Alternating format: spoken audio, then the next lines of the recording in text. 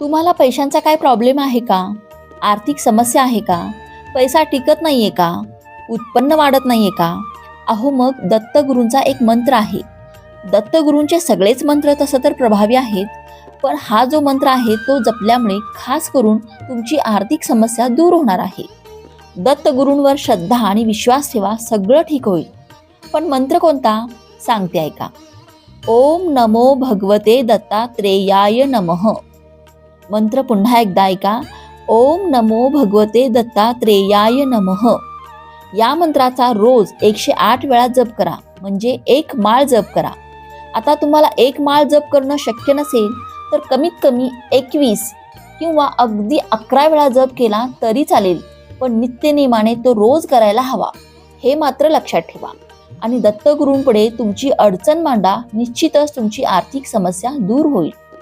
Shri Gurudev Datta.